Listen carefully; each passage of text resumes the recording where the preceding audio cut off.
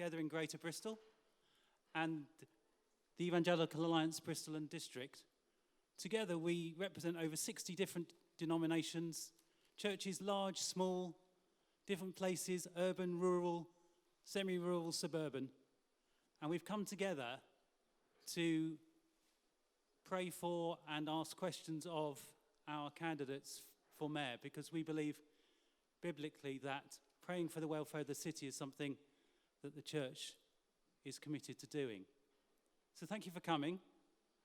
And as we're in a church, let's start with a word of prayer.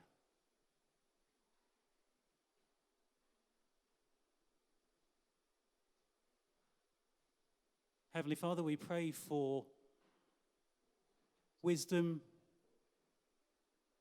for humility, for gentleness, for compassion, and for love for all the people of this city. That together we might work to see this city become the city you wish it to be. A city of sanctuary, of welcome, where justice flows like rivers and righteousness like never-failing streams. In Jesus' name, amen. I'm afraid I have to start tonight with some sad news. Two of the people that we invited and hoped would come, we invited people, all the people or parties that got 5% or more in the last election.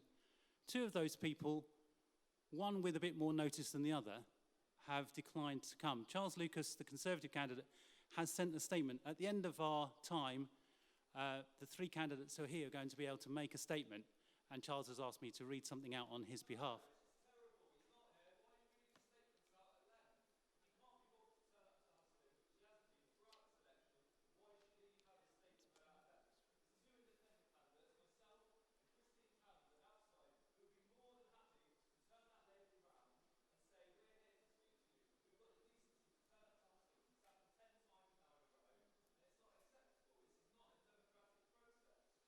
No. Thank you.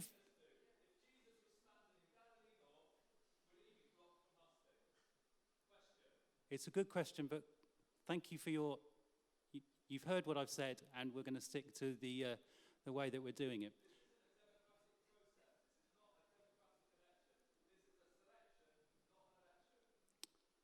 Can we've heard you now, but we need to move on. The other thing to say is that George Ferguson, at the very last minute, decided not to come because he is worried about the platform that he would be having to do with the particular building we're in. I need to say that we are using Woodlands as a venue, and we are very glad to use Woodlands as a venue because of its proximity to transport, because of its openness to work with us. And what happens here doesn't reflect.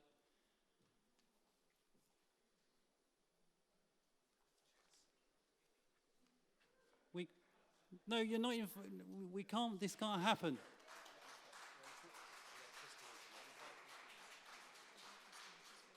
Okay, the other candidates are saying that Christine, are you here? If Christine's here, they would like to invite Christine to the stage as well, so that everybody's included.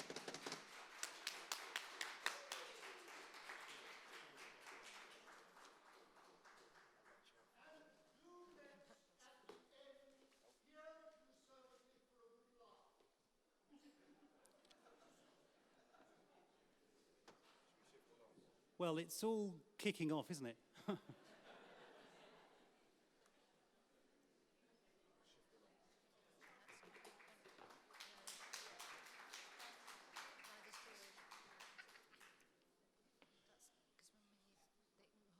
As chair, yes.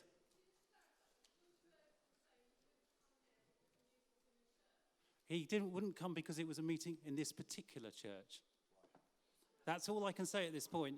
It will be all over the press tomorrow, so you'll be able to find out more about his opinions later. Good. Well, all of my plans have now gone out the window.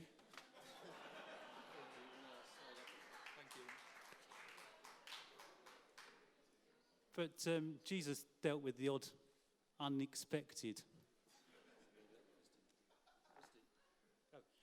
Christine, do you want to come there so you don't feel like you're on the end? And thank you for the other candidates for their welcome to you to the platform. Good. So we're going to ask about things that are in the manifesto that the church has worked on. First question, we'll go left to right. I was going to go alphabetically, but I don't know what alphabetically is. So, first question, housing.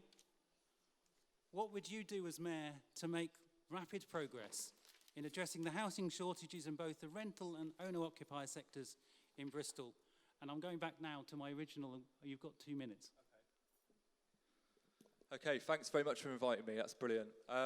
Okay, so a bit about me first. I was homeless twice, once 16 years old, once 17 years old. By 19, I was in a mental health ward with severe mental health issues, and I've rebuilt my life. So I've actually seen what it's like on the street, and that was, well, over 10 years ago now. So I know for a fact that out on Bristol streets now, it's 10 times as worse. For me, practical solutions is what we need, and also radical solutions. So I'm talking about, at this moment in time, or any one time, we've got 1,000 empty buildings in Bristol. We need to get those back into public use. Places which are not being used, I suggest they be bought back through the council, through compulsory purchase orders, get those buildings back into use. I really want to see rent caps and stuff like that. And also, as Acorn is suggesting, which is a group of it's a tenant-led organisation, to start bringing landlords who are, using properties, renting them out, mouldy properties in many respects, and get them to sign up to an ethical lettings charter. For me, we're being told a lie at the moment. Bristol City Council recently sold off 15 council houses at an auction to private bidders. Now, I've seen those houses. They're not in disrepair, as George Ferguson and Bristol City Council have lied about. They're absolutely fine. That we shouldn't be selling off council houses during a housing crisis. Thank you. Could you introduce yourself as you... Sure. My name is Paul Saville, independent. Okay, do you want to say who you are and answer the question? It does bend down. Hello, can you hear me? Right, I'm Kay Barnard and I'm the Liberal Democrat candidate. And rapid progress, I think, is optimistic. It's a massive problem in Bristol. There's huge demand for housing. We have more than 10,000 on the waiting list. It's not quite clear how many. But what we can do is we can make better use of our existing properties, as Paul has said. But we definitely need to build more, and for that I'm supporting the Mayor for Housing programme, which would involve setting up some authority, some arm's length authority from the council to build more houses. Absolutely, we need to do that, as many as possible, 2,000 a year. And to do that, we will probably have to use modern techniques, things like modular houses, which have been used in other local authorities, which are quick and relatively convenient to get built, because speed is an issue. We also need more smaller units so we can free up the family houses for the families that need them. And it could be possible. 15 seconds. Oh, right, okay. And we need to tackle the universities, because there are 50,000 students in Bristol now, and they are not building enough accommodation, building enough for the first years, but not the second, third and fourth years. And they need to take responsibility, I think, because of the pressure they're causing on the housing situation in Bristol. Thank you very much. Ooh, do you want to... Christine. Thank you. Yeah, my name is Christine Townsend, and I am a teacher by profession, 20-odd years. And the reason that I'm standing is because I truly believe that had I not, then the issue of education really wouldn't be at the table. I really felt that there would be a collective, conscious kind of decision that education's getting better in our city. And actually, when we come to an education question... Yeah, when we get one. Can you answer the question, please? Yeah, okay. Thanks, Vicar. I agree with what Kay's saying. The biggest percentage of new dwellings last year was student accommodation. The university really needs to sort out where those young people are going to be living after they leave student accommodation. It was nearly 40% of all new dwellings last year were the student accommodation that we see kind of in and around the centre. I'd like to see rent caps, although the other big parties tell us we're not allowed to do that locally. Whether we believe them, who knows? I don't know. We've got nearly 1,000 empty properties. And I'd like to see forced purchases of those buildings that are just being left, really, by those who own them. There you go, Vicar. My name's Philip. Thank you. Tony. First of all, hello, everybody. My name's Tony Dyer. I'm the Green Party candidate. We all know, everybody in this building knows that there is a housing crisis in this city, and it also goes beyond this city. A few of us have been talking to various partners or potential partners, including the housing associations and developers. And all of them are telling us we have the ability to deliver more homes than are currently being built in this city.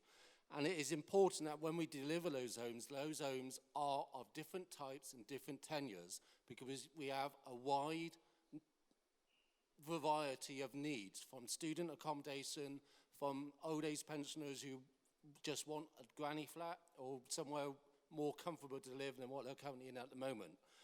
But it has to be homes that people can afford. It also has to be homes that people can afford to keep warm. Otherwise, all they're going to do is swap in one type of bill for another type of bill. 15 seconds.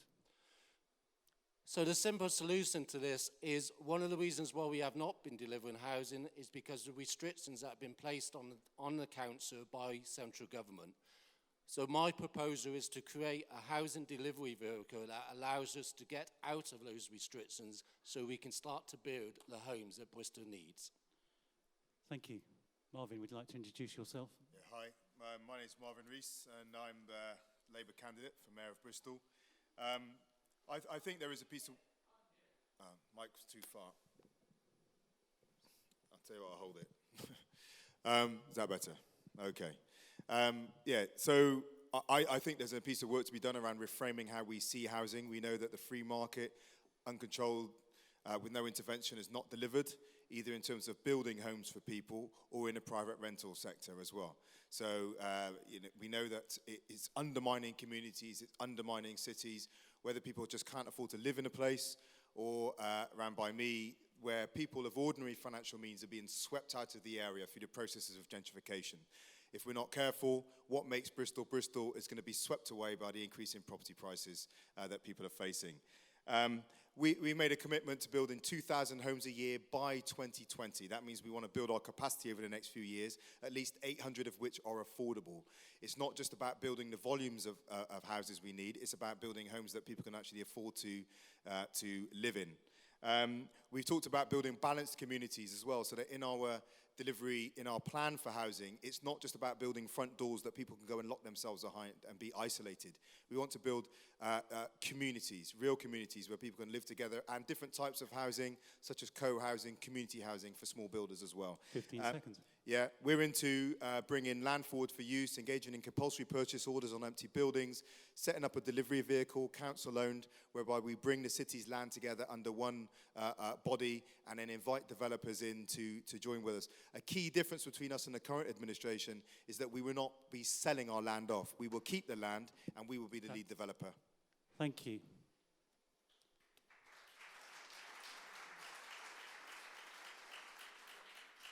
So we're going through the things that are in the manifesto. We're now on to environment and sustainability. In 2015, so this is going to be to UK first. In 2015, figures show that air pollution causes nearly 200 deaths in the city each year. These levels exceed the World Health Organization levels.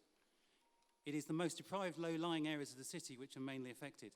As Mayor, what specific aspects of policy would you change to improve air quality and the other aspects of life which are affected by environmental policy? Yes, well, I would absolutely bring in a low emission zone in the centre of Bristol. That's not good enough on its own, because that only applies to large old vehicles like buses and lorries. And what we have to do is reduce the number of cars, I think. There's no doubt about it. There's no other way of reducing the air pollution. Oh, other than Avonmouth. Never forget Avonmouth. And there is industrial pollution at Avonmouth.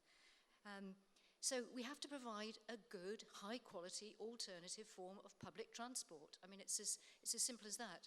I'm a bus user, and I use the buses, and I get very annoyed when buses don't turn up on time and you're left waiting at a bus stop. So we would want, because it wouldn't just be me, it would be the Liberal Democrats, we want proper legal contracts with the bus companies, and that's only possible if the government devolves power to the local authority, and that's what I would push for, absolutely.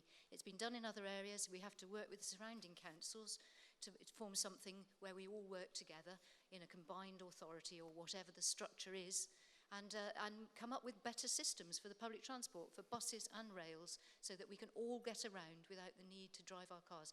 And obviously there are people who do have to drive cars because they have disability problems or live where there is no good bus service. So reducing the cars is to everyone's benefit, including those people who need to use their cars. Finished. Finished. Thank you very much. Christine. So anyone that's uses the roads during half term or over a holiday, you will understand the number of cars that are decreased quite considerably when the children aren't going to school. There are hundreds and hundreds and hundreds of children that are being transported across our city and from outside of our city that are coming in to be educated in our state schools. This needs to change. And a lot of those children are being transported to the faith schools because they're coming from across the Clifton Diocese and across the Diocese of Bristol. I would like to see that change, and I would hope that if you are interested in reducing the amount of pollution on our city streets, you would also support that policy. I would also like to see the next mayor going up to Westminster and asking for the deregulation of the buses.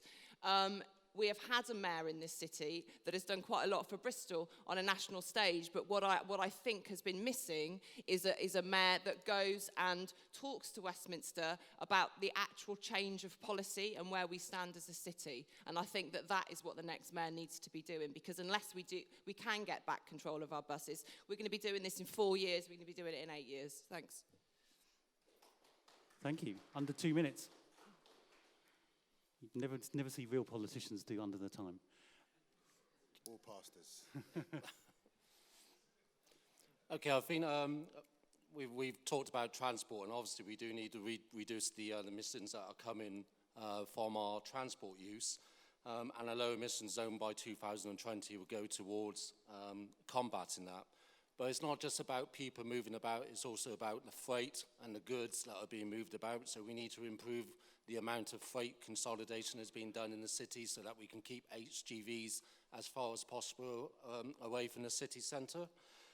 But also, we have to remember a considerable amount of the air pollution in the city is not from transport, it's also from the manufacturing processes and particularly from the energy that we use and the energy that we produce. So we also need to ensure that we implement cleaner energy and we implement energy efficiency to reduce the amount of energy that's been created in the first place if we want to tackle the air quality problem. Nearly 200 people a year see their lives shortened because of the poor air quality in this city. About a quarter of that is down to transport.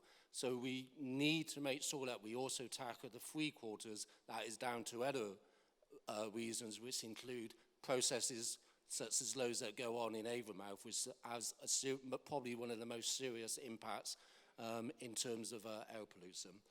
If we want a clean city, we have to work to reduce our energy emissions, both our carbon emissions and our air pollution, and that's why I support the ambition to have a zero carbon city by 2050.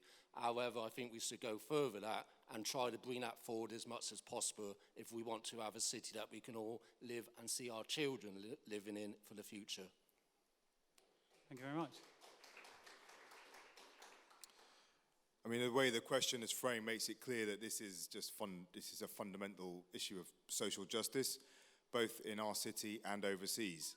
A Professor Richard Pancoast puts out a diagram that shows that compares countries that drive climate change as opposed to those where people die. And people are dying today is a crisis today. And when you show that map, Europe is massive in the emitters and no deaths. Well, comparatively no deaths. But Africa, South America, and the Southern Hemisphere are dying in huge numbers.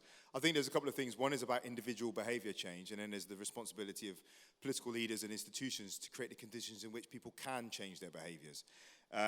Clearly, for me, public transport is a huge issue. We know Bristol faces some of the biggest delays in England, and during rush hour periods, that delay increases about 31% for people. So we have to be looking at how we develop a viable public transport system, one that makes it possible for people to leave their cars at home rather than punishing them if they are unable to live without a car.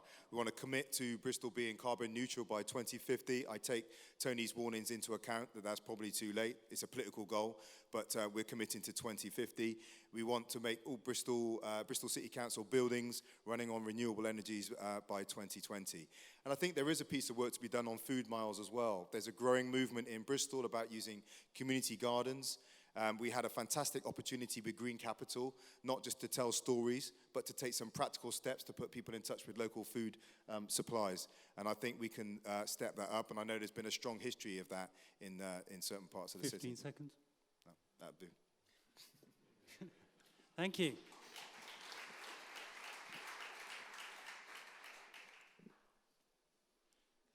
Can I just note at this point how friendly and everybody's been? I'd like to continue in this vein for the rest of the evening. So, sorry, Paul. All right, thanks. Yes, of course. Okay. It's awful going at the end because you hear so much and it's already kind of all been covered. The Bristol Green Capital thing is where I want to start, really, is to talk about that.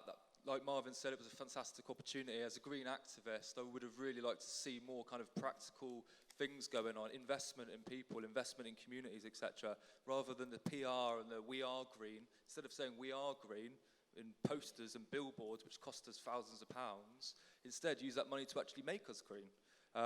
So also about Avonmouth thing, some people may or may not know that they're building a tar factory down there, which is due to open, well, it's come around really quickly, but next month. That's going to be blowing all the tar fumes all the way down to Avonmouth Village, poisonous. Also, they're going to be building an incinerator down there to burn London's waste. What are we doing?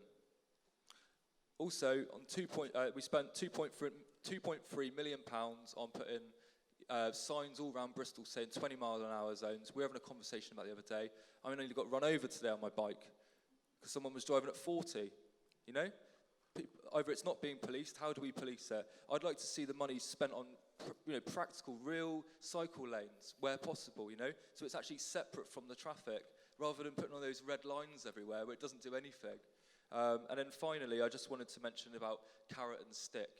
You've really got to get people behind you if you want people to be part of what's going on.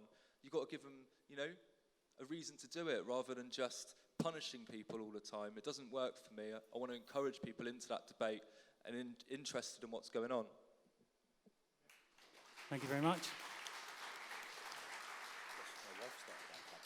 I'm sorry, it wasn't deliberate. It was just okay, we're now going to the very important area of mental health.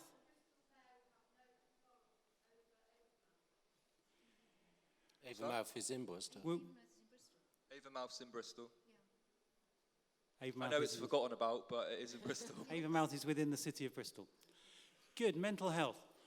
What would you do to deal with the many issues behind Bristol's growing mental health problems, which disproportionately affect particular areas of the city? That's within the mayoral remit, obviously. Is that for me? That's for you, Christine, yes. Okay, thank you. As a teacher, one of the things that I would really like to see is better investment, a better understanding of child and adolescent mental health services. Nationally, these services have been cut. I've also seen that in my own role. A child almost needs to be at the point where they are attempting suicide or talking about suicide before they can access child and adolescent mental health services. I do not understand why early intervention is being cut in this way. Early intervention is where you do the prevention and where you enable children and young people to thrive and to fulfill their potentials. Hello. The other area of mental health for young people and for adults are the understanding that we're getting kind of, every couple of months there's a new piece of research out about those on the autistic spectrum. And this is something that I think as a city we need to be kind of understanding better, and as a nation we need to be understanding those that are on the autistic spectrum. The teaching profession, certainly in the mainstream, need to up their knowledge around this, because very often those behaviours are interpreted just as being insolent or being disobedient and deliberately not following the rules. And so those children are seen, and there's a high proportion of exclusions for children that are on the ASD spectrum. I would like to see statutory personal and social health education, which is where we teach our children and young people about, and we give them the safe spaces that they need to discuss mental health and emotional health. It's not something that we're necessarily very good at speaking at an adult level, but I would also like to see our next mayor join with our young people, join with our youth parliament, join with our youth council, and go and campaign for this statutory subject that should be statutory. And I've got no idea why it isn't, quite honestly, because charities, parents, schools, teachers and young people have been campaigning for this for the best part of 20 years. And turns out, okay, I'll let Marvin talk about the adult level. Thank you. Tony. Okay, well, I'm also going to talk a little bit about the adult level, but I think one of the things that applies to mental health across, in its broader sense, is that there is a level of stigmatisation that is still often associated with people who suffer from mental health problems, and we need to ensure that that is addressed so that it is no longer seen as something that people fail to take seriously. Now, I think the other thing Christine mentioned very briefly about the autistic spectrum, and I don't know how many people know in this room that Bristol City Council has actually adopted an autism strategy to deal with that. And the reality is that very little has been implemented within that autism strategy. And there is also something called the Autism Act that calls on local authorities and public bodies to take steps to ensure that people who are on the autistic spectrum are taken better notice of and are involved in decisions that are made about them. And I think one of the other things about people who suffer from mental disabilities or are affected is the need to ensure that wherever possible they are given the opportunity to lead a full and fulfilling life, which includes having a job outcome as a possible opportunity for them, instead of being put away into a corner and not allowed to live an independent life within the city as a citizen, just like the rest of us.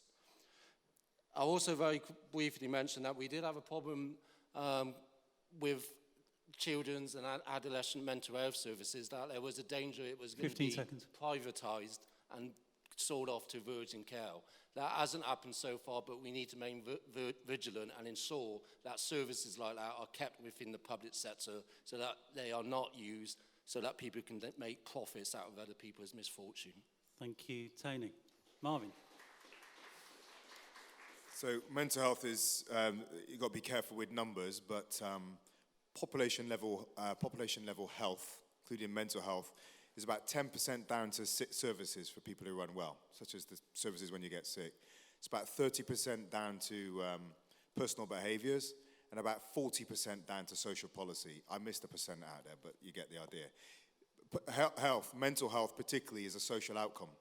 And it's something that accumulates through life. Early years disadvantage, what goes on in the home, access to good quality education, access to good quality job. If you get off to a bad start in life, it lowers your resilience for the next stage of life. So it is absolutely attached to an unequal society, is absolutely attached to many of the injustices in our society. And we cannot just see it as a health issue, a genetics issue at all. It is the product of what we do. I'll say a few things about it. For me, one of the commitments I wanted to make was to ensuring that we had mental health and well-being intervention for every primary age school child in the city.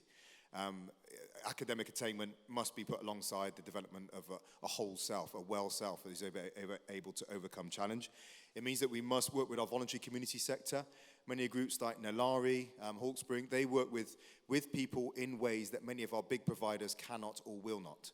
And we've lost some of our voluntary sector capacity in Bristol over the last few years, and I think the consequences of that would be dire, both for the individuals and for the increased demand on our services. And one of the biggest mistakes that's been made in the last few years is downgrading the role of the Director of Public Health. I met with the four most senior people in Bristol City Council today. The Director of Public Health was not there. The DPH is the person that is the single point of expertise on health. And if you're running your politics and your economics in a way that doesn't create a healthy population, there's a problem. That's ultimately what it's about. And it was a major oversight. Better health does not come by trickle down. And I would say we just need to enforce. We've got some huge contracts going into tens of millions of pounds in Bristol. They need to be delivering for people of Bristol, and we need to make the demand that they are. Thank you, Marvin. I won't forget you this time, Paul. Paul, 2 minutes. Okay, so as I introduced myself, I was diagnosed with cannabis psychosis at 19 and ended up on a mental health ward in Poole and Dorset. The biggest thing for me, it took me about nearly 3 years to kind of start to get my life back on track. And the big thing that people don't realise often with mental health is obviously it's kind of invisible. People don't see you in your wheelchair or whatever else. So, getting on a bus and someone kind of says, oh, get out your way, and it affects you, anxiety and whatever else.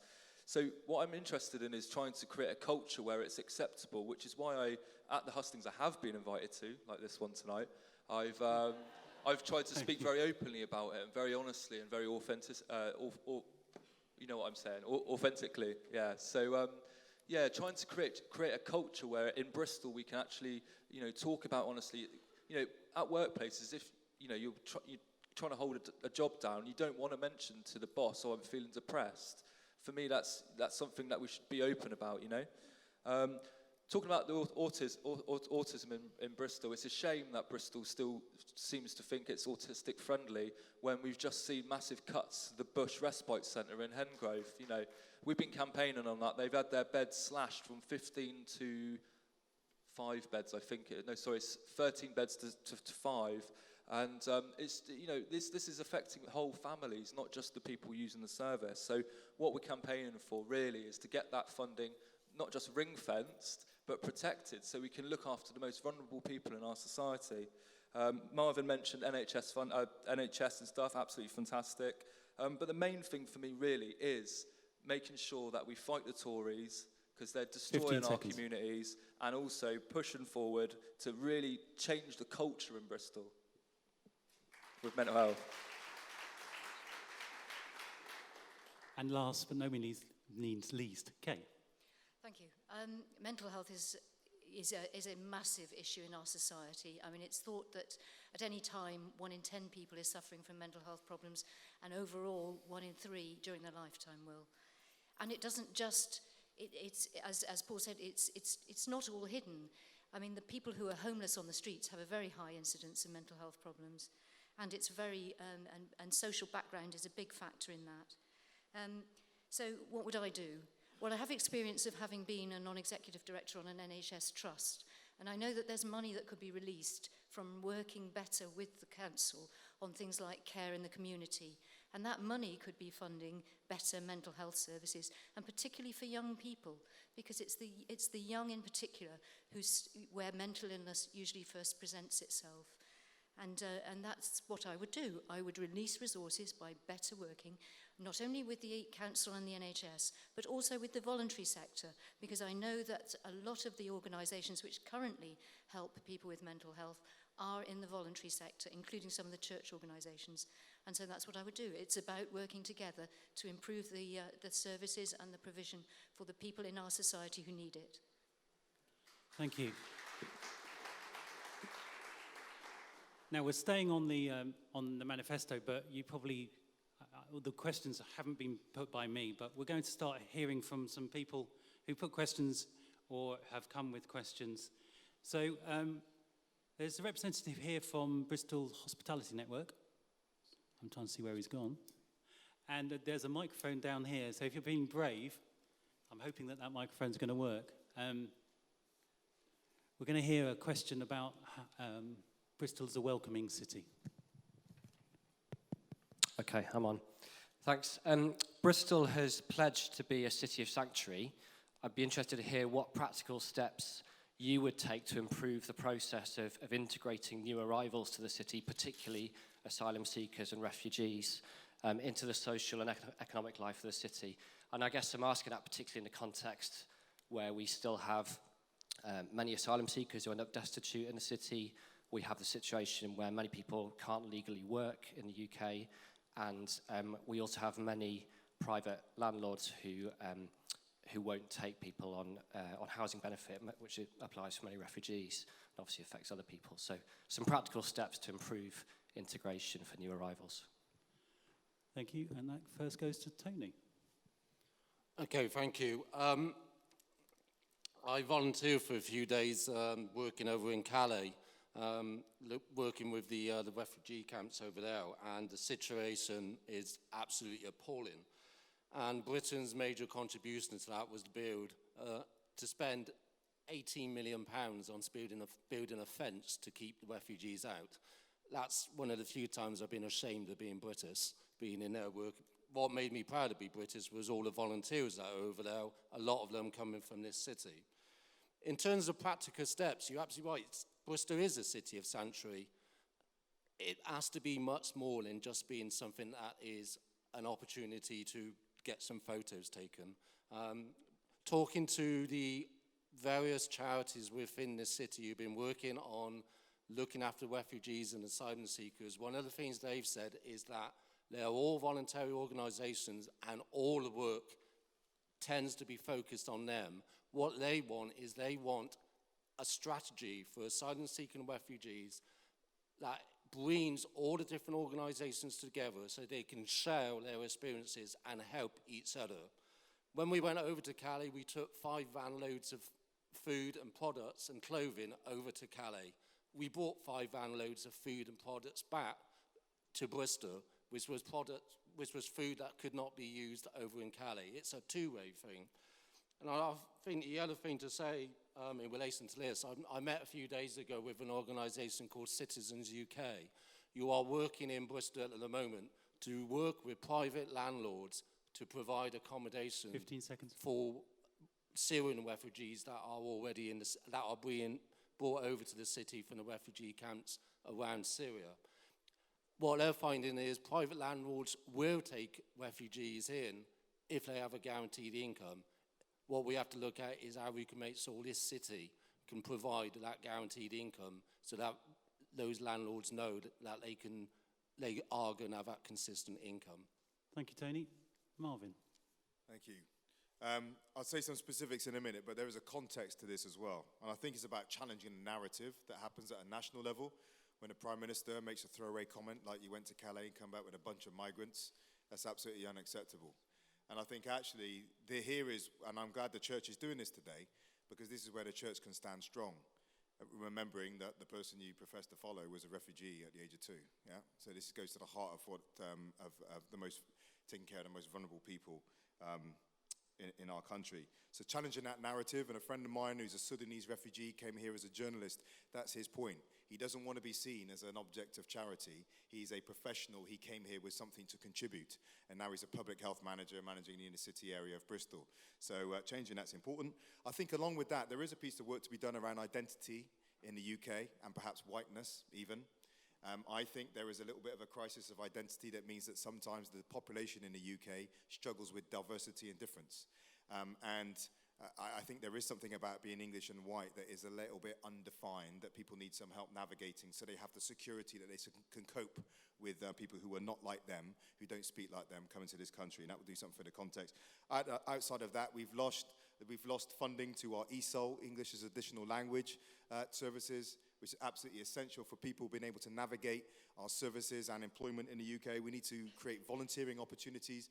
When I was in public health, we took the chief exec to meet a number of refugee and asylum-seeking women who came here with phenomenal qualifications as engineers, PhDs, medics, who couldn't translate their qualifications in a form that meant they could practice in the UK, so they were being locked out of the labour force. Again, undermining their dignity, not allowing them to contribute to life. We need to advocate for that both locally and nationally. And again, I would go back to the voluntary sector as well.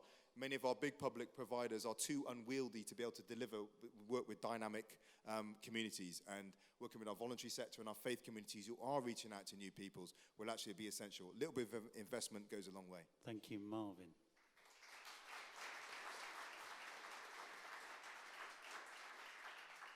Paul. Okay, so yeah, it's something very close to my heart. My girlfriend's been over in Calais quite a few times, and I think it's fantastic what Bristol's kind of offered in terms of, well, just everything, but sleeping bags and all the caravans and everything else.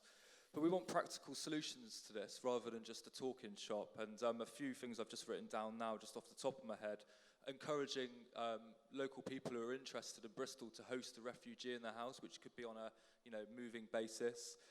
More than anything, we need more homes, as we know. But if you look at places like Lewisham in South London, they've got prefab buildings which they've put in, kind of a little bit like Lego houses a bit, but they've plugged them in and they, temporary accommodation so people can have that transition to move on.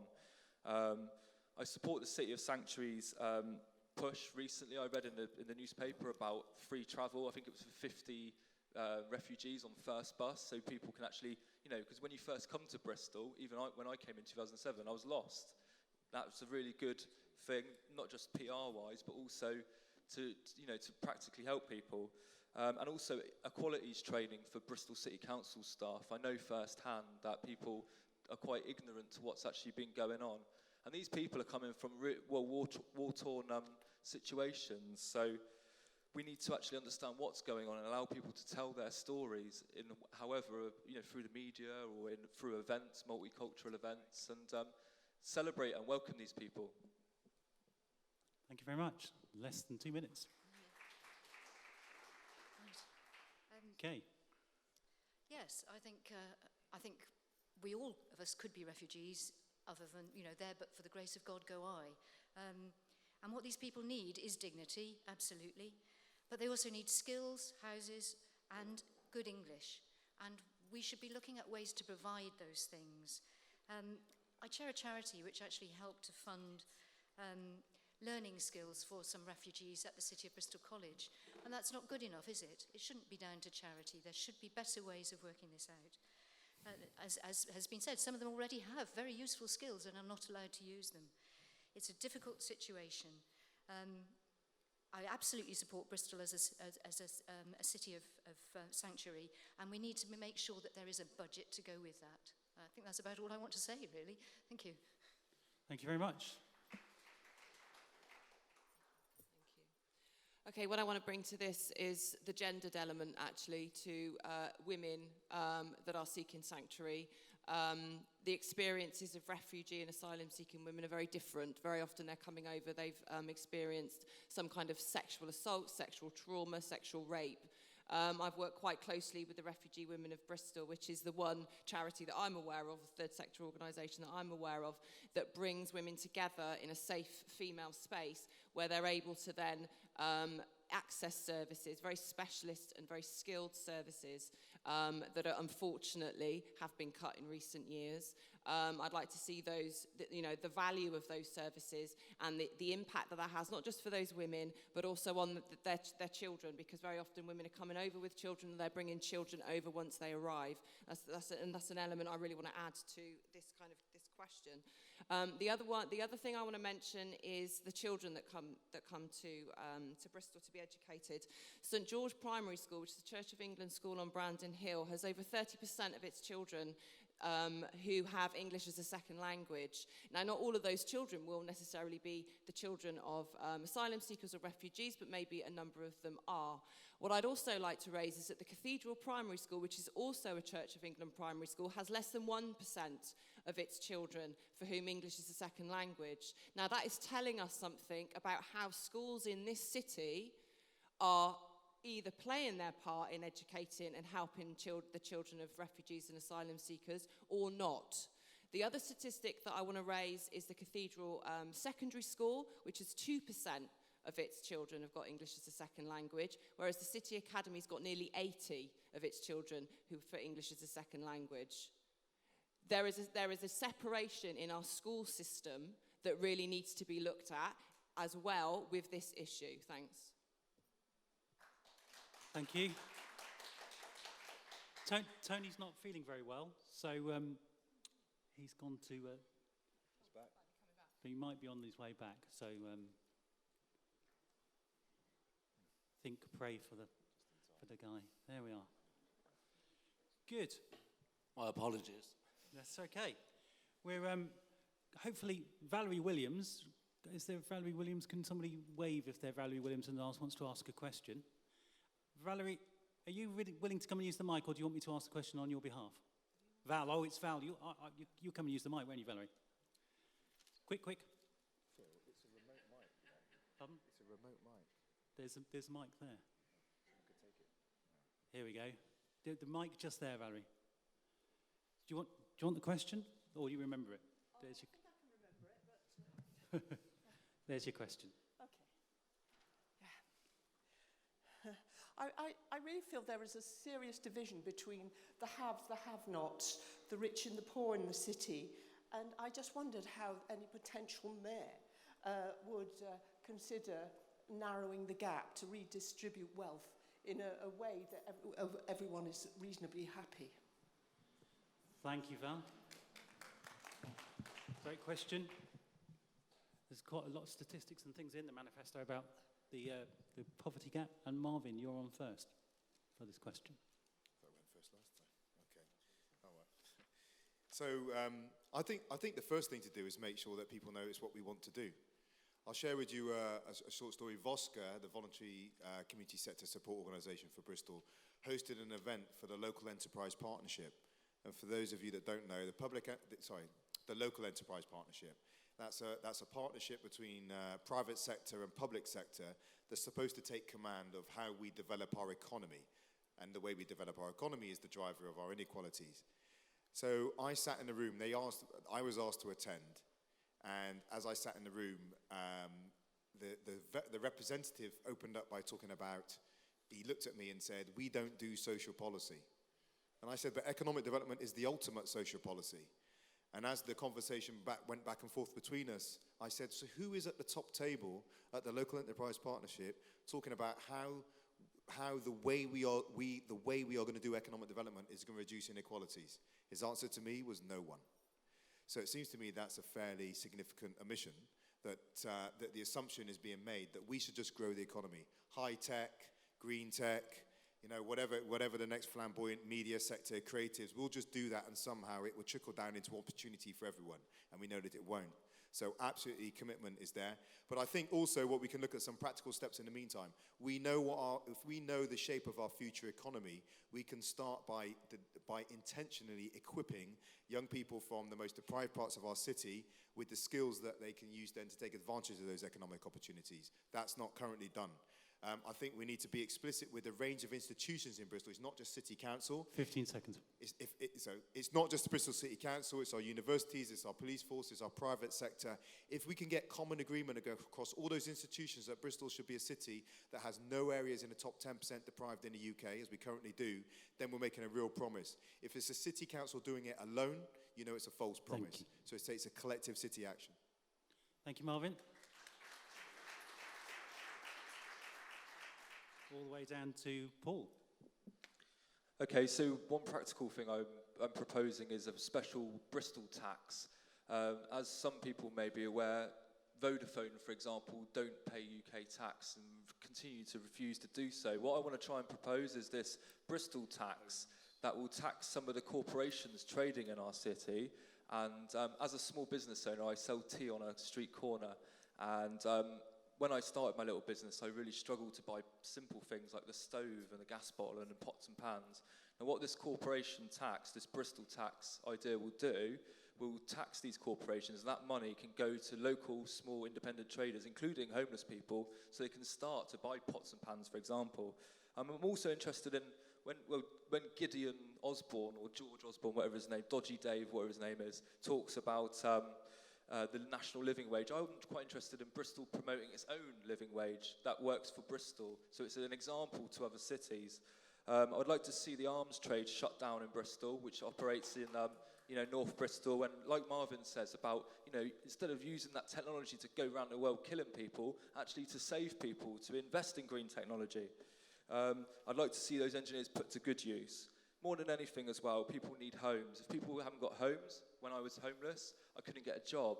If I hadn't got a job, then I couldn't get any money. So if I hadn't got any money, I couldn't get a home. We need to break that cycle.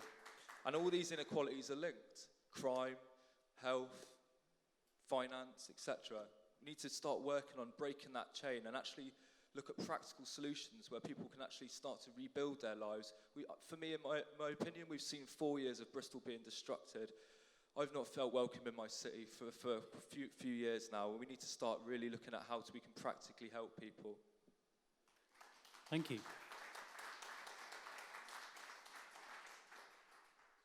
Okay. Yes. There are many factors which make life difficult for people from a disadvantaged background to improve their lives. I mean, a whole range of things. The housing, the transport around the city, public transport, it's very difficult, it's expensive and it's slow, so that makes life very difficult. But the one thing that does help people from a disadvantaged background is education. I came from a single parent family myself, and I saw education as the way out, and that's why I worked really hard. But to get that spark through to youngsters is not easy. The schools in the inner city, a lot of them are not working properly. The main one, the City of Bristol Academy, is in special measures. So we have to make sure that those schools are providing the best education possible. But once those youngsters have an education, they also need opportunity and opportunities for work. And there are not enough good local apprenticeships for local people within the City of Bristol. And small and medium-sized enterprises have a huge opportunity to make a difference in this. And I would support that as a mayor and provide support for small businesses to take on youngsters from the more disadvantaged areas of the city. That's a huge opportunity that is not there at the moment and should be there. So I think on top of that, we come back to housing, and that's a big issue because these youngsters often have no good place to do their homework, and the schools themselves can help with that. But it is a big problem, and I think it's 18,000 children in Bristol are in poverty, living in poverty, and that's a real shame on the city, which is such a wealthy place. Thank you very much. Christina. Okay, so from the kind of the local authorities' perspective, every piece of policy development needs to start with the public sector duty requirement, which is part of the Equalities Act from 2010, and it puts on every public body a duty to promote equality. It's not just about maintaining it or measuring it or putting the data through. It's about actually thinking about your policy at the beginning. How is this going to actually, moving forward, reduce the levels of inequality? I haven't seen enough of that in this city. Well, I don't know that I have seen it, actually, I'll be honest, from my own experience. There's something around how the city is choosing to spend its money. In the budget that's just gone through, £10 million local money is going down to the Colston Hall. Now, I've got nothing against the Colston Hall, but when we've got services for the most vulnerable people being cut, and we've got serious housing and serious transport issues that affect those who are the most disadvantaged, I would like to see that £10 million spent elsewhere. The only budget that's gone up during this round is the culture budget. Every other budget in Bristol City Council has been cut. I just want to make that point. Now, that's a choice that has been made at a political level, and I think we need to have different types of choices.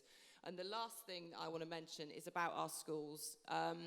Where children that are growing up in poverty are educated with our large numbers of children growing up in poverty, they do not achieve their potential. That's what the Sutton Trust is telling us. That is exactly what we have in this city. Schools need to prioritise children entitled to free school meals because they all can, and they're choosing not to do it. The schools have got a lot to answer for in this city when it comes to ensuring that they're doing their part to reduce inequality. Thanks. Thank you. Hoping you're feeling a bit better, Tony. Over to you. Yeah, thank you very much. I'll try and get through this without being sick again. Bristol is usually seen as being a very successful city, but the reality is that 1 in 4 of our children are living in poverty. Those 1 in 5 of our neighbourhoods are amongst the 10% most deprived in the entire country. I grew up in a part of the city in Harcliffe where there are 10 neighbourhoods that on education and skills are not just in the worst 10% in the country, they're in the worst 1% in the country. For far too many of us, it sometimes feels as if there's a party going on in our city and we haven't been invited. We need to change that to make sure that everybody has the opportunity to fulfil their potential. I left this city because I had to go elsewhere to pursue my career. What I saw growing up in Harcliffe and what I saw many of us see growing up elsewhere in this city is such wasted potential. There are so many people out there who, if given the opportunity and the support, can add so much more to this city than they're already able to do. A few things we can do in Bristol City Council is Bristol City Council has to set the example.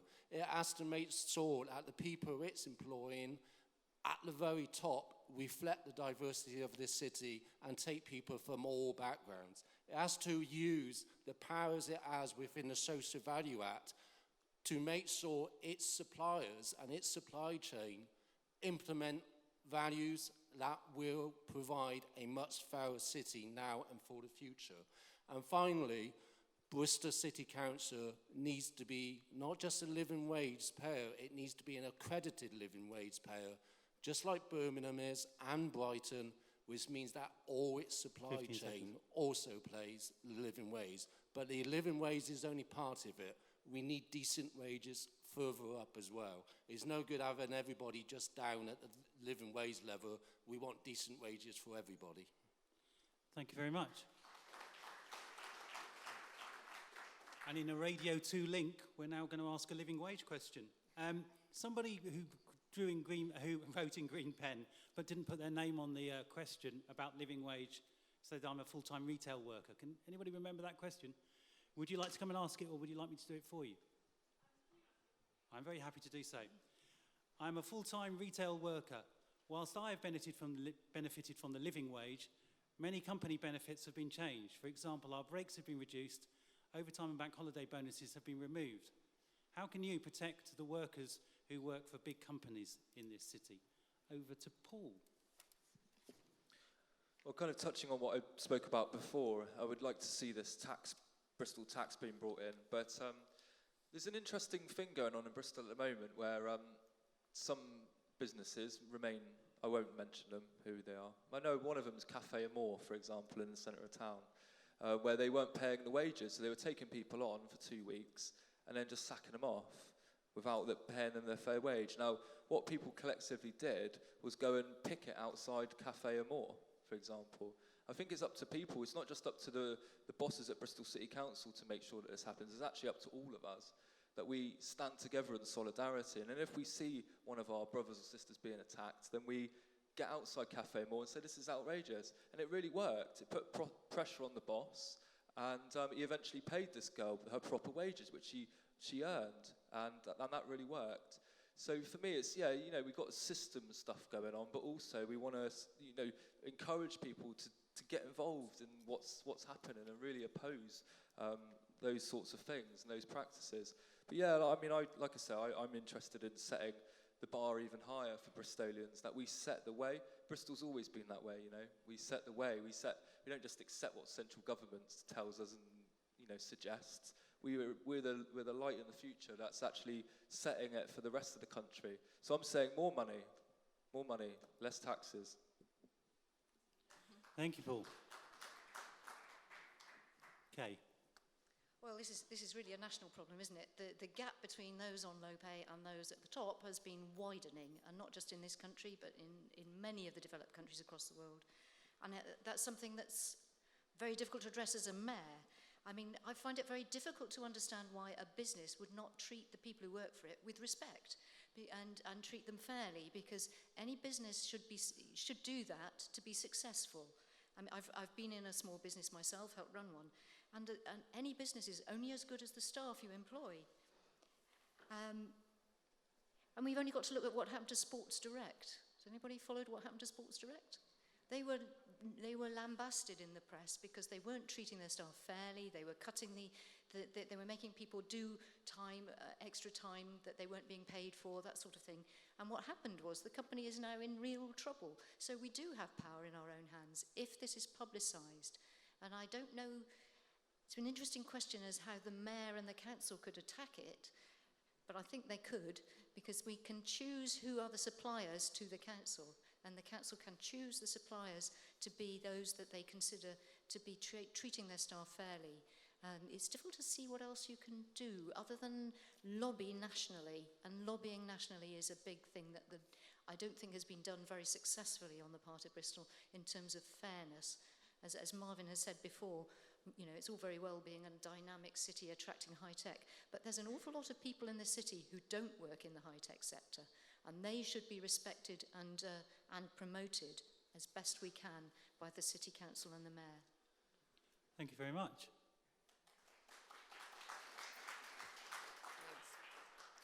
This is certainly a national issue, really, isn't it? I think one of the current administration's mistakes is that the mayor has not been visible enough in Westminster. The mayor has not been working with our local MPs enough and going up to Westminster and fighting for what it is going to bring about better improvements for the residents that live in our city. I've not seen enough of that, and I think the next mayor really needs to do that, because austerity is not going anywhere.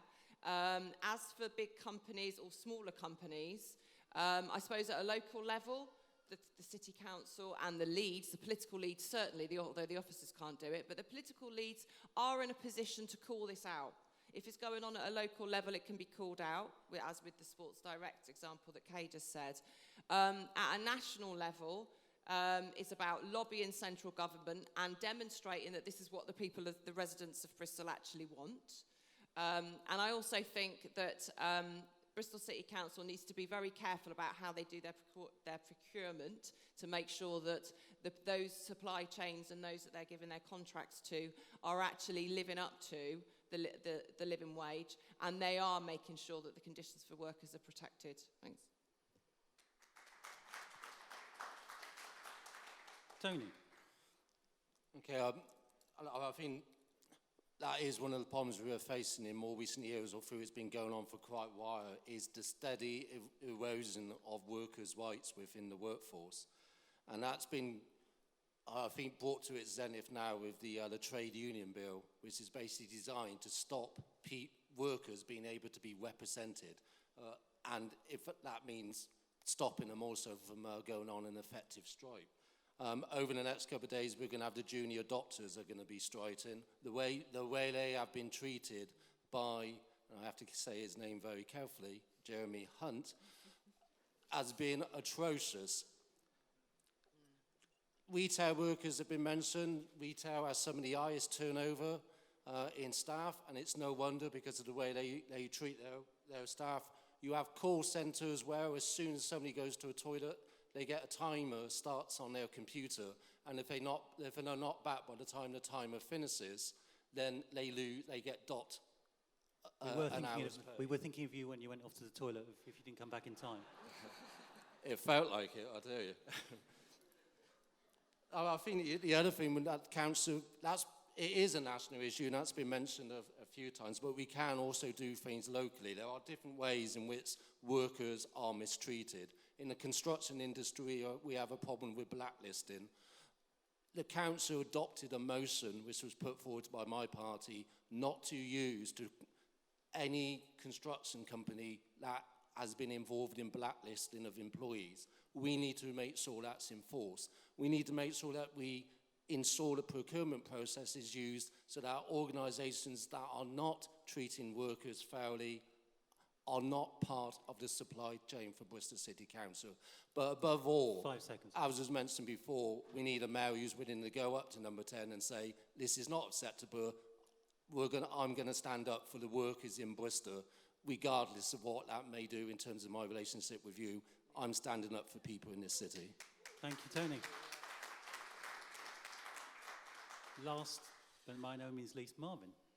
There's something as well about understanding when employers aren't paying their workers a fair wage, a living wage, that's externalizing the cost onto us.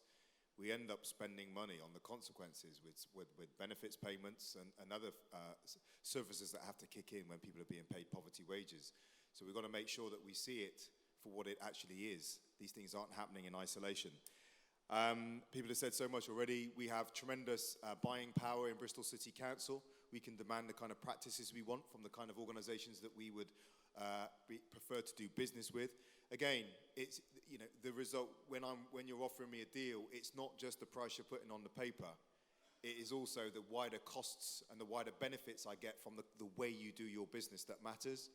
And again, it's not just about Bristol City Council. It's a major error just to see the mayor as a role that's stuck on Bristol City Council and then everything is retrofitted around it. It is a city role. Win an agreement from across our universities, the police service, wider criminal justice system, education establishments, as to what kind of standard of behaviour we want from businesses and employers in the city, and who they will then go and do businesses with and who they will prefer to work with, offers us an incredible amount of power as a city. One of the commitments we'd like to do is to set up a living wage partnership, which is about setting such a city standard by which we expect people to deliver. There's lots of carrot in there. We will prefer your business, but there's also some stick in that you will not get business. And there are other issues around pay that we need to take on as well. Tony's mentioned blacklisting and unwanted 0 hours contracts, which are a bane of our modern day world. But we can also look at tackling the gender and the racial pay gap. Hour for hour, skill for skill, women earn about £30,000 less than men during the course of their careers. I'd also say too, corporate social responsibility is not a pot of money that's left over when we've done the real business. It has to be about the way business works, and we want a city that has a high standard of corporate social responsibility. Thank you, Marvin.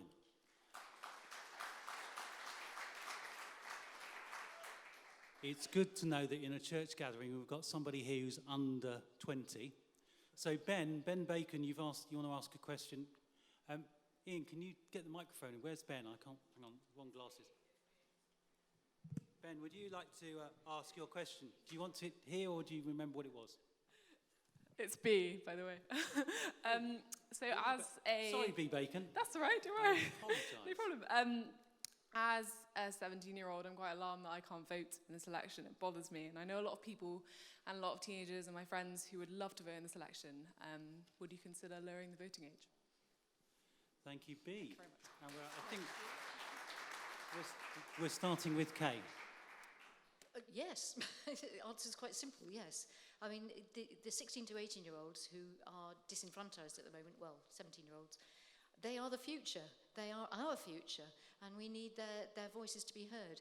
Okay, a lot of them may not take advantage of that, but at that age I was very interested in politics. I couldn't vote, but I was interested. So yes, absolutely. I think we should reduce the voting age. And I think that's particularly important for the EU referendum, where there is a massive difference in opinion between the younger generation and the older generation. But that's not going to be allowed, and we're the poorer for it, I think. Thank you. Thanks, Kay. Short and sweet. I think it probably will be, yeah. Yes, I support votes for 16-year-olds. I don't think that would be anyone's surprise. But what I'd also like to see is better education in schools, whereby we are able, as teachers, to not fear the fact that we're talking about politics, because there is a lot of fear around politics when it comes to actually teaching it. Citizenship as a subject is not as high up on the agenda, is not as important on the curriculum as it needs to be. Young people are highly political. They just don't realise that they are. They are passionate about issues. They are passionate about equality. They are passionate about gender issues. They want to make a change in the world. They are political. They just need to be given the tools and the encouragement and the support in order to achieve that. Thank you. Tony. Yeah, yes would be the quick and easy answer, and I think all of us are going to say yes to this, I would think. Some of us went to youth hustings recently, and if you listen to the calibre of the questions that were coming from the younger people in that event, it's clear that many of them are much better informed, and I may lose the audience here than some of us that are slightly older.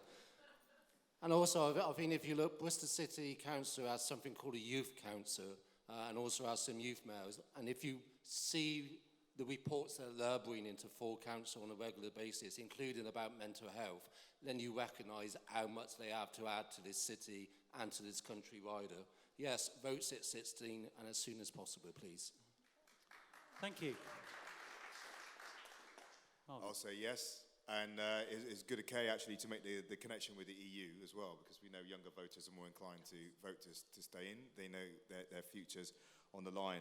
And in fact, I again, as Tony mentioned on the youth mayors, I love that concept.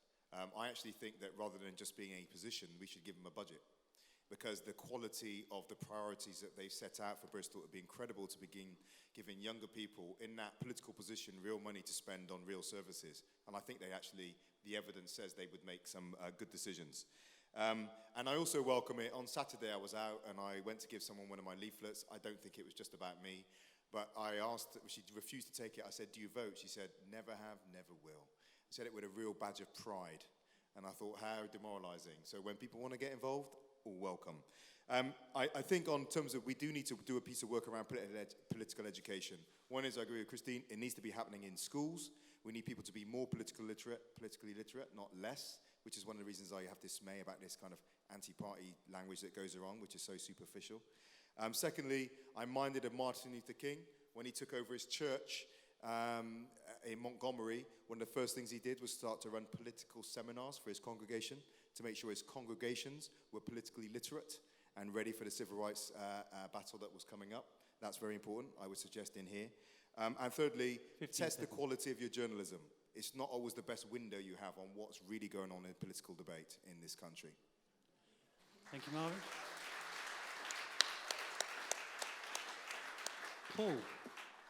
So yes, I would vote that. Yes, I would vote to lower the voting age. I'm one of those that's never voted, actually. I'm 30 now, and I've never voted, because I've never really had anything to vote for, I don't feel. Then Jeremy Corbyn came along, and now I'm thinking about voting and running in an election. But yeah, the interesting thing that happened, and as you may know, well, you do know now, some of the candidates weren't being invited to the hustings, and the one that happened recently was the Creative Youth Network at the station in town. Now, I really, really battled with the bloke who organised it, called Sandy. Is Sandy, you here tonight? No. He's not here.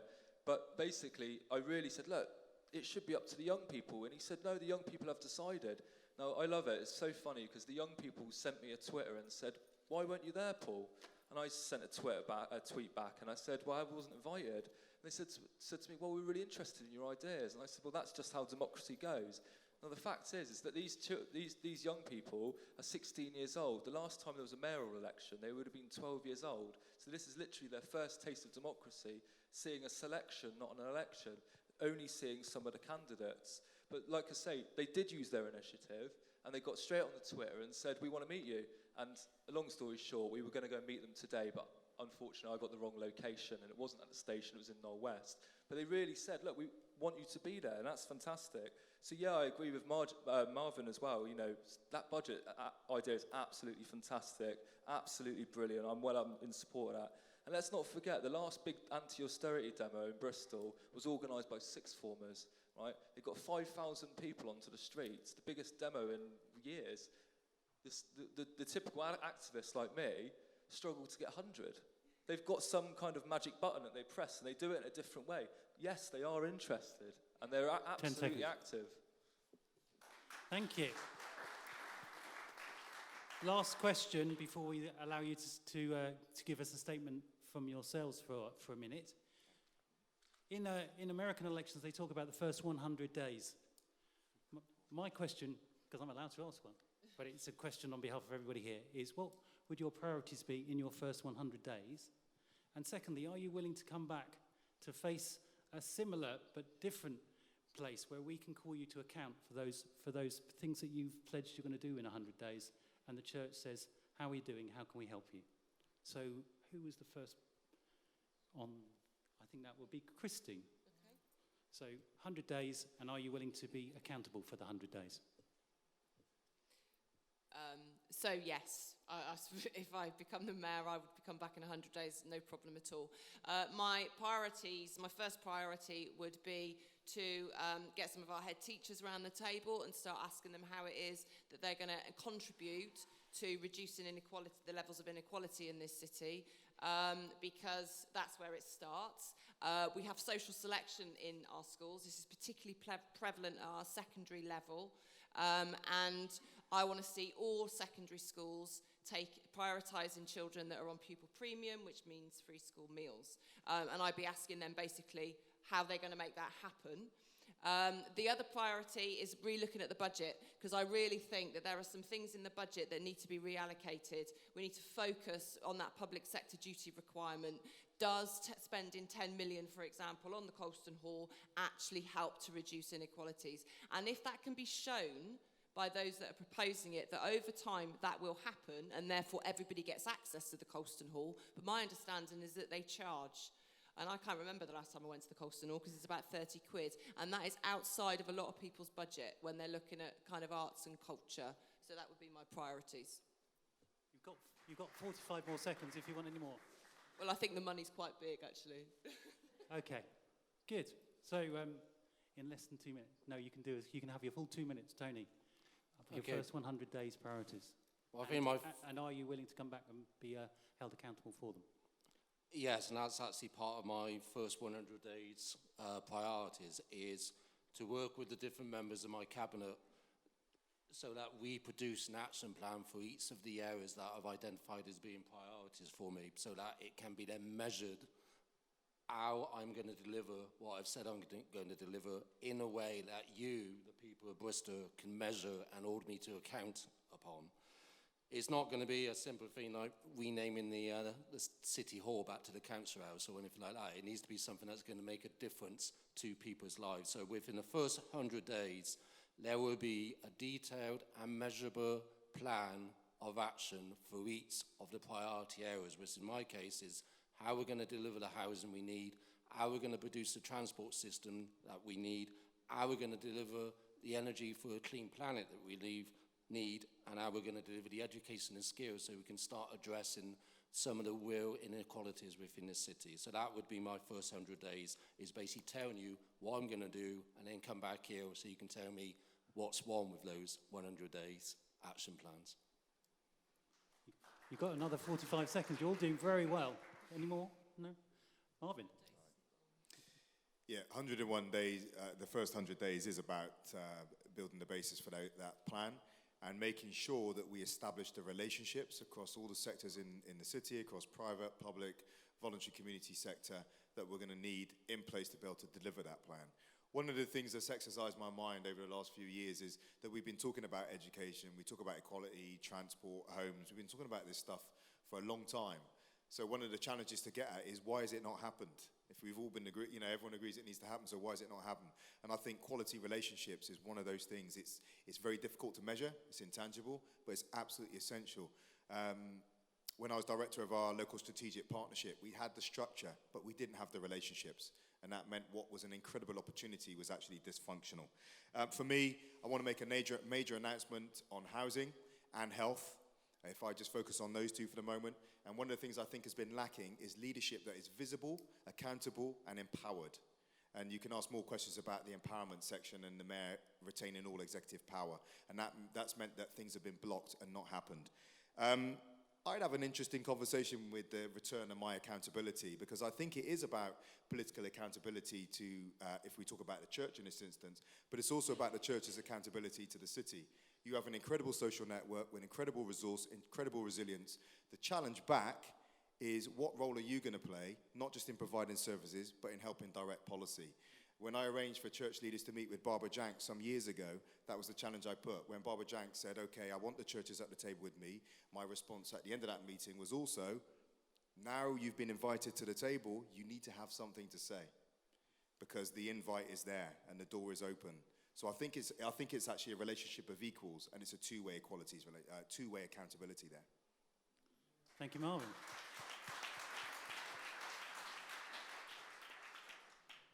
Paul. One of the biggest things in this whole process I've found is, well, over the last 3.5 years, is desperately trying to get involved in stuff and physically being assaulted and all the stuff that's happened over the last 3.5 years, just for trying to get involved, just to trying to have a voice. So what I'm really interested in, more than anything, is trying to build a council that's more transparent, that's honest, that's open, that's inclusive, so people are encouraged to be in the debate, because look at this hall, it's full of people, and lots of the hustings have been.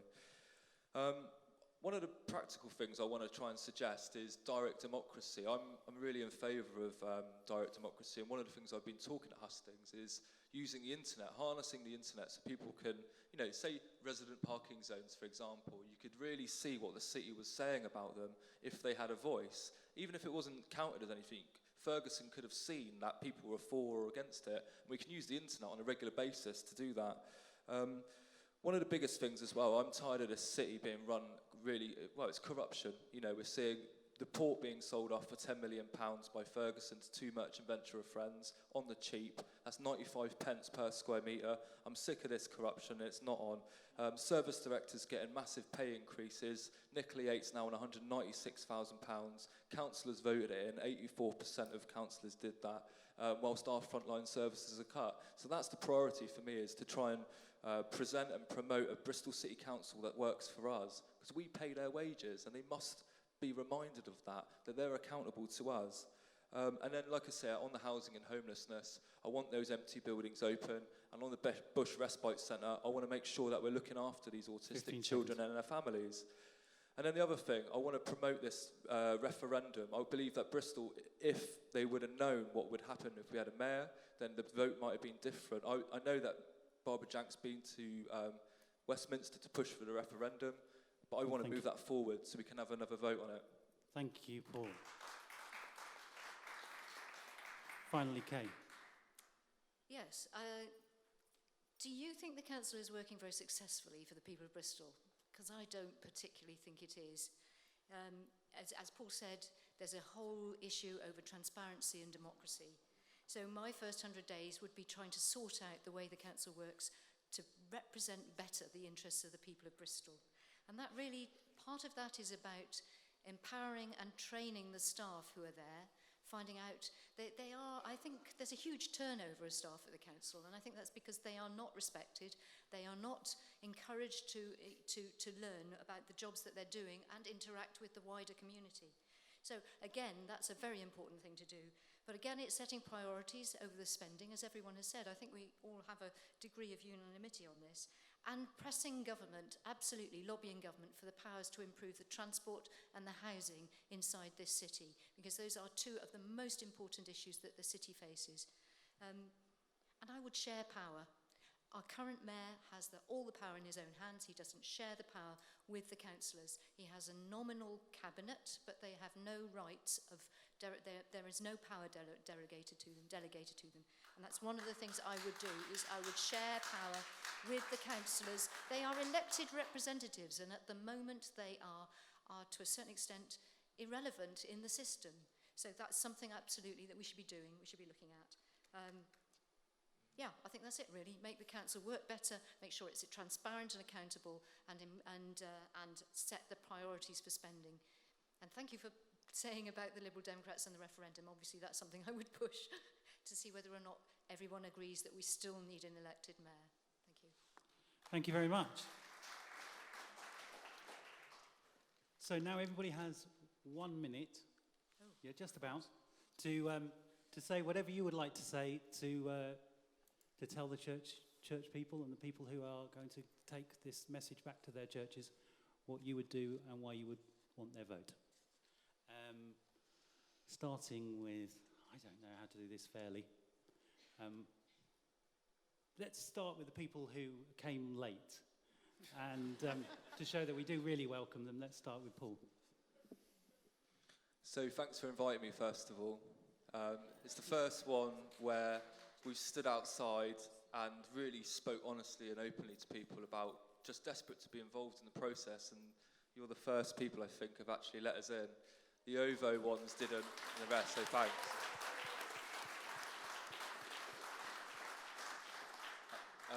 More than anything, like I just said, and I thought that was going to be the end of it actually, the last part, but yeah, more than anything, I just want to see a more transparent process in Bristol where people are included. And that's, I'm not even asking people to vote for me really, I'm saying vote for yourselves. And for me, democracy is much more than just putting a cross in a box every 5 years and then going home and then, farming your responsibility off to someone else. It's about being active every day in the streets, in the workplace, in the schools, in your homes, and really getting involved. And like I said, the direct democracy thing is something I'm really interested in. So if you're interested in it as well, have a look it up on Wikipedia or whatever when you get home. Thanks. Thank you, Paul. Okay. You were late comer, but we're going to go next to you. Okay, so I think I would say two things. I'm kind of aligned with Paul here around, I'm not asking anyone necessarily to vote for me. What I'm asking people to do is to vote for the mayor that recognises that the education system in our city has to be at the heart of any policy that is about reducing inequality. Unless and until our schools are playing their full part in reducing that inequality and increasing social mobility, any policy that is designed around inequality is not going to work. Schools at the moment are maintaining existing privilege, and that needs to stop. That would be the first thing. The other thing I really want to see the next mayor doing is bringing into their cabinet and bringing into their people that actually have some understanding of the areas in their portfolio. Because I don't think we've seen enough of that in the current mayor's cabinet. Thanks. Thank you. To my left, Kay. Right. I became a Liberal Democrat many years ago because of a fundamental belief that everyone, no matter what their background or their circumstances, deserved to be treated with respect and have every opportunity to live their lives to the full. And I still believe that now, and that is what I would bring to the post of mayor. Bristol is a thriving city, and together, we can work to solve the problems of inequality and lack of opportunity which blight the city. Cooperation is not a sign of weakness. It's a sign of strength and the ability to get things done together. Real leadership, that's what it's about, and that is how I would work as mayor for Bristol. Thank you. Thank you. Marvin.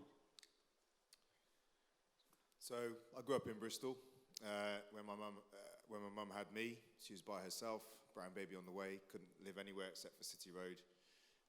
Ended up moving away, refuge for a while. Came back to Bristol, Lawrence Weston, and then Easton. So I've seen Bristol as an incredible city, but I've seen it from the underside. And it was, and for all the great stories we tell about Bristol, it's not always a pleasant place to live if you're leaving behind. And we heard earlier, a quarter of our children are growing up in poverty. So for all the flamboyance around Keep Sunday special, the thought I had was Sunday would be special for me if I thought that on Monday I was less likely to be poor as a child. I think we must always remember that we don't just look at a story that tens of thousands and a celebration that tens of thousands of people in the city are not a part of and not welcome to. We have an incredible injustice in our country in that the single most effective indicator of where you end up in life is your economic background, where your parents come from. We know we're a prosperous city, but inequality is growing and it's increasingly unaffordable. This is not just a moral crisis for politics, it's also a strategic crisis. We cannot build a strong culture, a strong society across great gaps of wealth and power, poverty and powerlessness. And that's the Jubilee principle we should all be living up to. Thank you, Marvin. And last words, I'm going to give Charles Lucas 1 minute from what he's given me, but the last word in real words from Tony. Thank you. Okay, well, I think it's always useful to share what you've learned from different events. And one of the things I've learned today is, one, to remember to eat when you're doing a day full of hustings, so that you don't suddenly start to feel sick. But I think there's also another important thing, which is slightly more serious, is that I believe all of us have a duty of care to each other, and that's regardless of what your beliefs are, regardless of what your gender is, your ethnic origin, and your sexuality. I recently attended an event at the Holocaust Memorial Day, and one of the comments that was made at there, we had a very moving speech by a survivor of one of the concentration camps, and the key thing that she said was, it's important that people do not just stand by. So my point of this is that if any of us truly believes that there is some form of prejudice that is taking place, you do not run away, you come, you talk about it, and you face it down. And I think that is one of the shameful things that happened tonight, is if you are accusing somebody of something, you should come here and talk to them and listen back. Thank you. Thank you very much.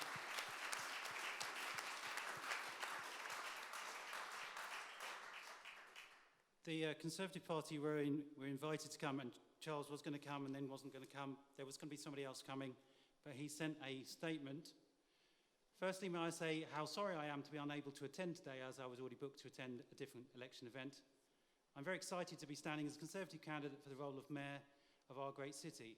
I'm a sitting councillor, and I have learned over my term of office how the council works and how to get things done. During this time, I have tried to serve the people of my ward by assisting them in getting things done. Now I want to do this for the city. It's great that all elements of the community are engaged with the elections, and I welcome this opportunity to address you, albeit not in person. I'm privileged through Christchurch Clifton to have been able to engage with Bristol Soup Run for a number of years now and continue to be so. I truly admire the great works communities do together, and all of you are a case in point. In general terms, citywide policies are: I want to get Bristol moving with less congestion and free-flowing traffic. I will open up and utilise the local rail network. I will get Bristol building and build more homes to tackle homelessness. I will look to attract investment from across the world, and I will introduce a new council veto to allow councillors to veto any mayoral policy where 75% of the councillors want to block the mayor from going ahead with something the city does not support.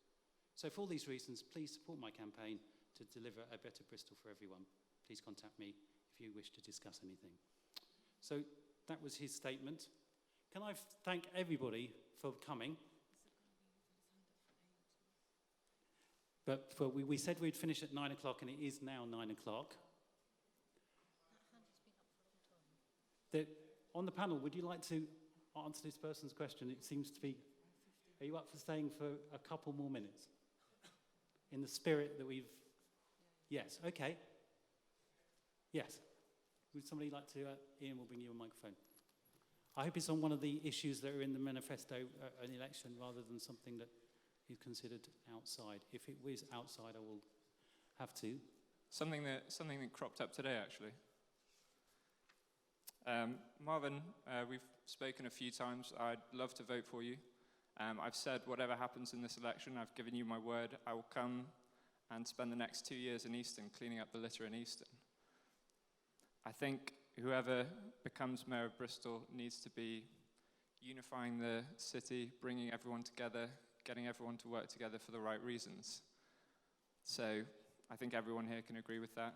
But in that spirit, every single time you talk about whiteness, it creates this division. I really want to work with everyone. It makes it really hard whenever you talk about that issue for white people to vote for you if you consider it an issue. Thank you. I think you've made a point. I don't think you've asked. It's really difficult because you need to respond, and then everybody needs to respond if they want to. I can go last or I can go first. There is obviously issues around ethnicity and a divide in this city. That was specifically aimed at Marvin, but if anybody else would like to say anything, I don't want just it to be something that Marvin gets an opportunity to speak about. I approach the issue, one thing is I would say let's not pretend race doesn't matter and doesn't affect life in Bristol. Second thing I'd say, I'm actually a mixed race man. My mum is here. I won't embarrass her by asking her to stand up. My mum is a white woman. And one of the things I want Bristol to do is get to such a level of maturity in its ability to talk about race that I have in my family, that I can talk about race and racism and the very real impact it has on people's lives. I can talk about issues of white privilege and the role it has in people's lives. I talk about the issues of class and how that cuts through issues of race, gender, sexuality. I can talk about all these things without going home to my white mum and saying, "Mum, you're a white woman. You need to give me an apology," or something silly like that. We have a grown-up conversation about the reality that race plays in shaping the world in the way it is. My concern is that if you want to get post-racial, it's a long-term reward for getting very race literate in the short term. If you try to understand the world as it is today without taking race into account, then you throw away the roadmap and you will not be able to understand it.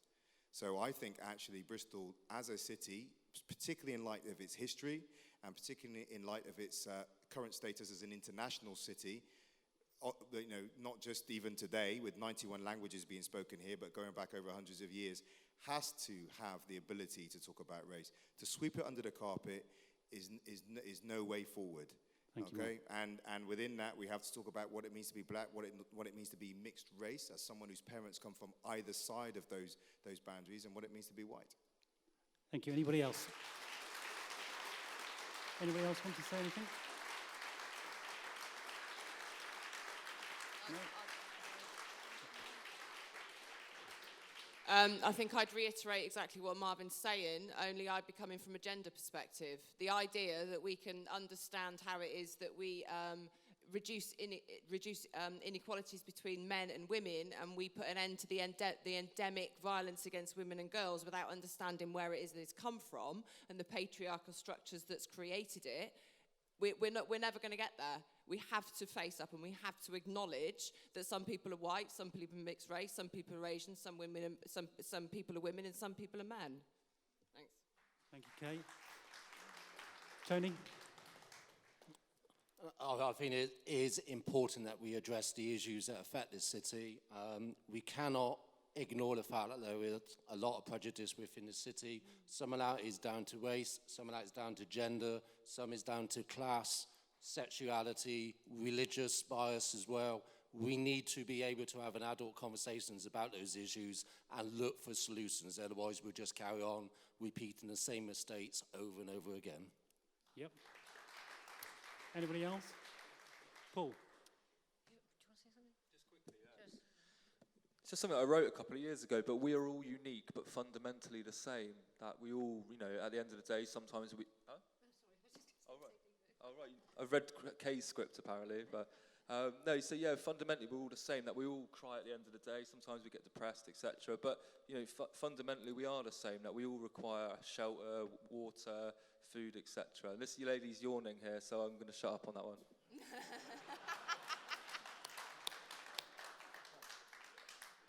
I'm just going to repeat what I said. No matter what your background, everybody deserves respect and to be treated with fairness and with given equal opportunities. And I mean, that's all I want to say, really. That there is an embedded problem inside Bristol, but we can only address it by working together in a positive way. Thank you. Thank you very much. Can I thank the panel for the constructive way that they've engaged with each other tonight? Can I thank you for listening?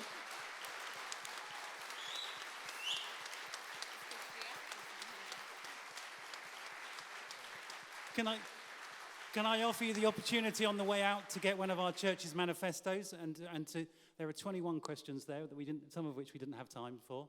And can I pray that you will have safe journeys home, that you'll continue these debates in your faith communities when you get there, and that you're all engaged, that you'll make your cross count. It's for you and your conscience to decide how you're going to do that. But may I implore all of you to use it rather than lose it. Thank you very much.